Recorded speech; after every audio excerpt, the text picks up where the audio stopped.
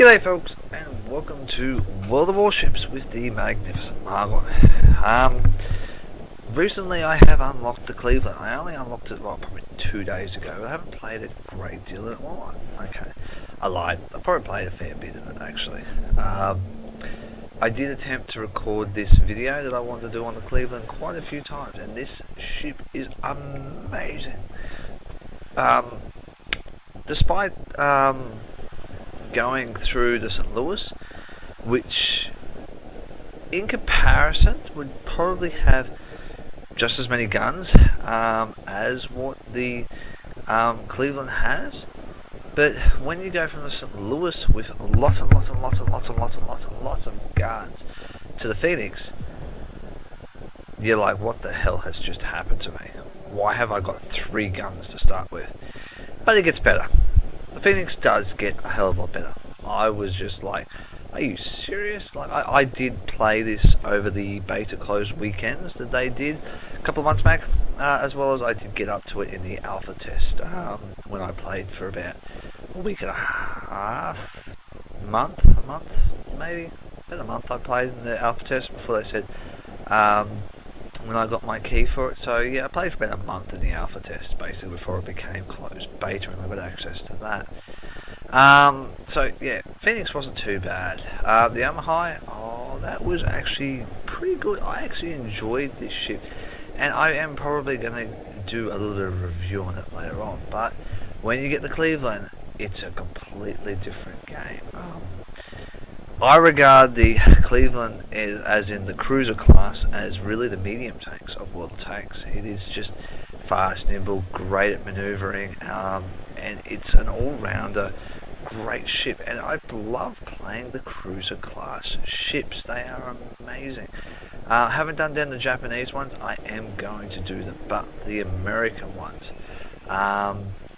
Difference between the two, if you haven't already found out or watched other videos, is the fact that when you get the Cleveland class, you no longer have torpedoes. The Americans decided to steer away from putting torpedoes and decided to sort of make sort of the cruisers the medium class battleships underneath the battleship class, giving it the bigger guns to fire with, along with more AA guns and the secondary batteries. So it becomes more of a defensive, aggressive, attacking ship sort of thing, in my opinion, where when you get into close quarters with enemy ships, your secondary guns will open fire, and it is great protection. I have shot down so many planes in this thing, it's ridiculous. The Yamaha, I thought I would shoot down quite a few planes. I did in the alpha test in the Yamaha and the Phoenix, but when it came to closed beta, I didn't seem to be shooting down quite as many as I used to be. But the Cleveland has rekindled that AA guns with the huge number. Now, quickly going over the modulars that you get. Stock, this thing is amazing as stock. Upgraded, yep, you get an extra AA I think it's extra 2 AA guns. Everything else stays the same. The only thing is you get an extra 2 AA guns. Upgrading the gunfire control system, wow, it is a big difference. Like, I was going from probably about 60-50% to almost 80-90% with this upgrade at about 9-10 kilometer range, which is pretty good when this has actually got a range of 14.5 kilometers. So it's actually pretty accurate at those ranges, and that's the ranges generally you find you will be doing a lot of firing from. More or less the long distance ranges I don't do a lot of. Upgrading the gun. Now, the gun upgrade is a trade-off between rotation and rounds per minute. Now, rounds per minute on this ship is not too bad. The rotation, yeah, it is crap. You do notice a difference going from the stock gun, which is a 22.5 second 180 degrees turn, going up to a 32 second turn. So it is noticeable, you do notice it, but at the same time, you don't notice it really. I have actually added the upgrades to my ship of main battery modification 1. You can read the other information there. I have also added the main battery modification 2, along with damage control systems. Now, with the damage control systems, I have several times. I don't know where to get gearing or propulsion, but I find I'm not actually getting them knocked out too often. But as I keep saying when I try to do this video, basically, yeah, famous last words. But damage control systems are a standard basic thing. It does help out. And then modifications. I have actually added the steering modification, which is actually pretty good, allowing me to actually get that rudder shift time down. And being able to slam that rudder around quicker to get this ship to turn faster is probably what this is all about. It's about trying to get the maneuverability of this ship, and it has actually come in handy and saved me quite frequently. I did think about getting the propulsion, but how often do you really want to go from 0 to flat speed? Now, I don't stop too often in the cruisers, so there's no point in that. Damage control systems, yeah, I can see that working quite well, but probably more in a battleship than a cruiser. You get hit with torpedoes in a cruiser. If you get hit with 3 torpedoes, you're generally dead, even 4. So damage control systems, yeah, okay. Reducing flooding or extinguishing fires, yep, okay, fair enough. But most of the time when you're in this tier, a lot of people generally just fire armor-piercing rounds. So there's no point in worrying too much about fire. You're just going to generally get your modifications damaged or the hull penetrated. So that's pretty well basics of the Cleveland. The Cleveland is actually a very good, very powerful ship in my opinion. So I guess more than anything else, let's jump over to a battle. See what we can produce from this battle. I just had an amazing battle. If you are on my Facebook page, you will notice that there is a link in the description below for my Facebook page. I have just linked the last battle I played before doing this recording, and I so wish I was recording that battle because I'm sitting there going, why are my amazing battles always the best battles? But that's the way it goes generally. So yeah, you do get relatively good battles of this. Like I find I'm enjoying the Cleveland more. Battleships, I've been playing the battleships in the Japanese tier, and they're just not my cup of tea. Maybe it's just the fact that I don't like slow, lumberous, massive things compared to quick, nimble, sort of half-rate, medium things. Oh, brutal matchmaking. Very favourable for the enemy team here. Even though it's top tier 6, it's been quite brutal, this matchmaking. Here we are on fault line domination map, so I'm probably going to go over to the A area of the map. Have a little bit more luck in A. I find I can use these islands to my advantage to zip around, use them as a bit of cover and things like that. Now I'm going to start off at 3/4 speed. Deliberately because I've been going too aggressive on this map and being overconfident, and I just want to see where the rest of my ships are going to be going. Now there are 2 cruisers on this side and 2 destroyers. One destroyer is breaking off and going towards center. The other one looks like he's probably going to go straight down the middle of those 2 islands and get towards the cap. Now the cruiser, yeah, he's going straight down mid too. So I'm afraid that I feel that cruiser is going to die. The other I'm a high cruiser, and what have I got? The Abia, which is the Japanese cruiser. Yeah, well, he's turning now, so he's going to go out to the side. So, great thing about this ship is its guns are amazing.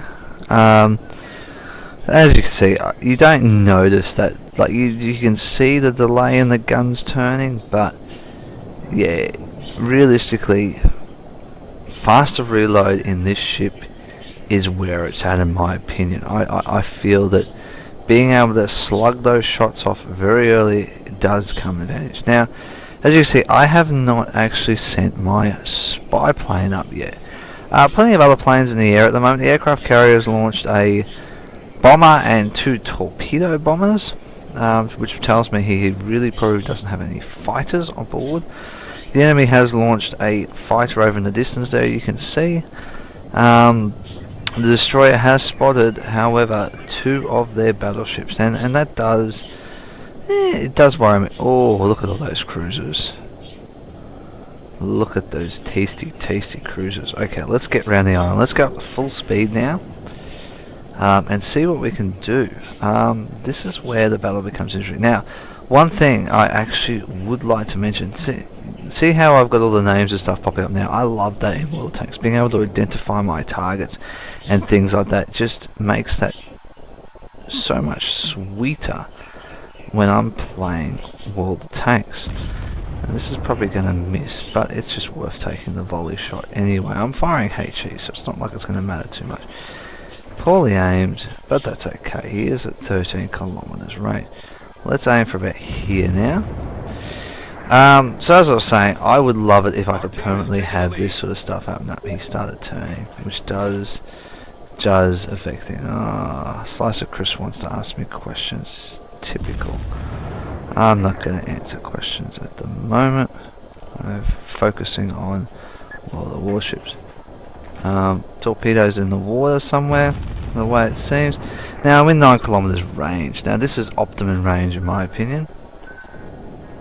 Oh, torpedoes in the water. Look at that. Nice salvo. 5 hits and 1 set on fire.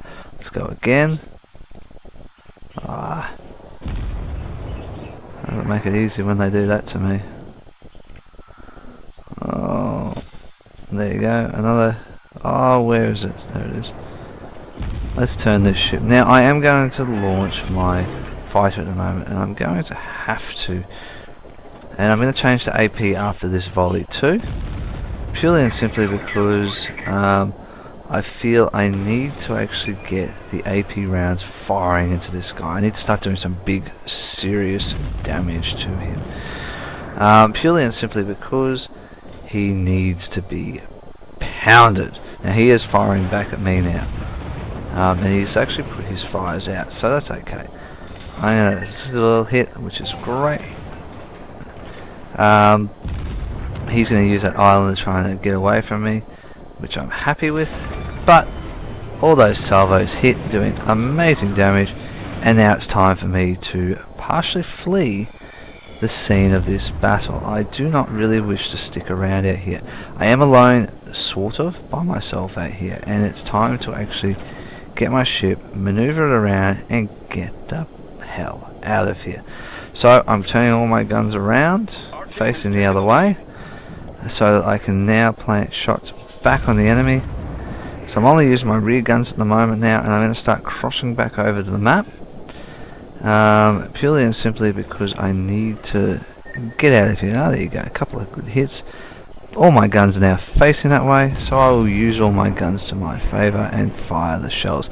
2 battleships have come into range. Now I do have to keep that in mind. 2 battleships can be quite threatening, particularly in this battle, and I sort of want to get my ship to go in between the islands. So I'm using the map at the moment to line my ship up to go between the islands and to link up with the rest of the fleet that there is out there. Oh, he keeps moving, this guy. He's coming closer though, which is fine. I like it when they come closer. And look at this. I can aim for there, and I know that I'm probably going to get a good chance of hitting this guy because of how slow he's turning. Now he is a Phoenix class, which is not a bad class. Not as many guns as I have got, but now he's moved right into my optimum range, which I am going to love. Once I get my guns firing on him and hitting, he is maneuvering quite well. So he is a good player, this guy. He knows exactly what he needs to do to stay alive. So I'm going to change to HE shells.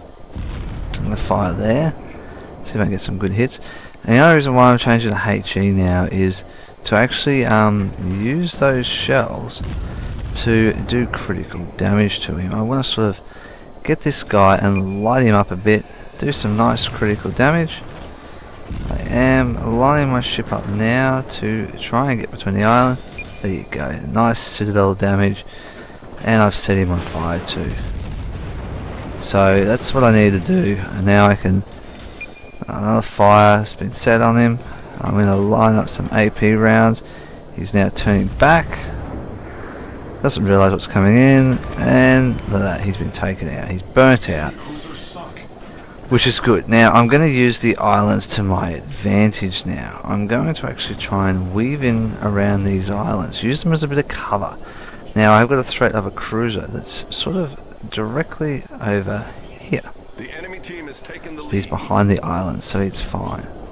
However, this battleship, I'm going to slow my speed down. I'm going to go down to quarter speed. I'm going to fire on this battleship. I might actually have to really reverse up and go to stop. Oh, nice. Look at that. Nice. Nice hit. Let's fire another volley. Oh, I'm hitting the island now. That's no good. But we need to chew this battleship up. We need to get our guns to smash this guy. And that's going to be the key to this battle, to actually win it. I need to get these guns and fire consistently on this guy. Keep his hit points low. Now, what is this bomber crew doing? Not being much of a threat to me in any way, shape, or form. So, yep, they're coming in. They're going to bomb me. Not too fast. Yep, they got me with one hit. I've taken out one of them. I'm on fire. I will use a repair kit. Oh, where'd that ship go? There he is. Let's just keep firing shells. So I'm not too concerned about the bombers. They have taken down me to 3/4 hit points. So, but I just need to make sure that I can get this battle cruiser, the Congo. The Congo is actually a very, very good ship. I have had the Congo myself. And here comes another bomber squadron. So I'm going to have to start moving my ship again. I don't need to stick around here anymore. It's time to actually get out of here and not sit still. The bombers, the torpedo bombers, and everyone have come in. I am shooting like mad, and now I've got torpedoes. And I'm probably actually dead now because I actually let myself sit there like an idiot. Yep, took one shell to the ass. I am on fire. I am leaking water, which is not very good. I don't need to have anything like this happen to me, but that became because I got too greedy and I sat still like an idiot. But anyway, do what you can while you can and survive the battle. But all in all, I'm actually pretty happy with the results of this battle. Now, as you can see, my secondary batteries have opened up on that guy. But unfortunately, that's all she wrote. Now, I've done basically 77 penetrating hits. I've done 3 fires, 3 criticals, 6 citadel penetrations, 2 destroyed ships, and 3 planes. Now, this is a great all-rounder ship. I love my Cleveland, and I can't wait to use more of my Cleveland ship. Now, I will apologise openly now about the fact that my taskbar is flashing. I didn't realise that my brother, my brother would send me a message during the battle. Oh, come off it. Look, I've looked at it, and no. He's basically asking if I've got GTA 5. No, I do not have it. Far out. And I'll get it when I get it. Otherwise, I'm playing World of Warships. Brothers don't have them sometimes. Well, you don't get much of a choice. So basically now I'll just sort of jump around the script. Now the Oba is the, I believe, oh, don't do that. What have we got here? It is the tier 6, so it's the same tier as my ship. Now, I don't know a lot about this one. Basically, it looks like it's got the same 4 turrets. No, it has 3 turrets. It does have torpedoes, however. It has got torpedo launchers somewhere. I'm just trying to see if I can see them in the fire. It has got a secondary battery gun. It has got AA up the top here. That must be that's a torpedo launcher there underneath this panel. So it's got torpedoes at tier 6. So all in all, I find I didn't use torpedoes as much as I probably should have in World of Warships. So it hasn't been exactly very useful for me. And there goes the Yoba. So we've only got really an Independence and a Sapan left aircraft carrier, so we pretty well lost this battle, and it is a damn shame that we did lose this battle because I actually did quite well out of it. But you know what, you can't win them all, and you just can't win them all, but you can lose them all. I've had a pretty bad run lately with losing battles, so and go from there. But anyway, so yeah, as you can see, here's the results. As you see, I've completed the effective fineness for the thing. 77 penetrations, 3 shot down, criticals, destroy, and so on and so forth. Team scores wise, generally at the moment I'm actually trying to look at the XP, and I aim to be within the top 3 to top 5 of my team. Every battle, that is my goal. I want to be at the top there, and I feel as a player I should be at that level. And I do regularly sit up here. There was a few battles yesterday where I was down here and I was sitting there going, what am I doing wrong? Reassessed it and got my feet back on the ship in the right direction and did well. Now, as you can see, generally these guys with double stars did quite well, and they did amazing. Like 1600 generally is not bad. 700 is pretty average in XP wise. So, but I feel I am doing very well for myself in general. So guys, that's about it for World of Warships. As I said earlier, Facebook is in the description below. Please like or subscribe to my channel if you're interested in this sort of stuff. I I have been doing a lot of World of Tanks stuff. I will be doing a lot more World of Warships. Possibly even a bit of Dungeons and Dragons. A few mates and I are going to be jumping in and probably doing that in the upcoming future. So, outside of that, look, that's World of Warships. The Cleveland ship is an amazing ship, and I do recommend this ship as one to get. And I didn't actually cover it earlier, but my commander has got the secondary armament, which is the basic fire training, along with the aiming expert, so that does help my ship out. I'm aiming to get the defensive fireness fire next for this captain. So as you can see, I'm about halfway through achieving that objective, and then I'm probably going to get one of it, either advanced fire training, the pyromania will probably be next. The other ones are more or less aligned to aircraft carriers or destroyers, so it's one of these two. I'm probably going to lean towards advanced fire training more than anything else. So guys, that's the Cleveland. I hope you've enjoyed this. Outside of that, guys, happy hunting. Happy hunting. Well, I can't really use that either way, and I'll catch you on those oceans.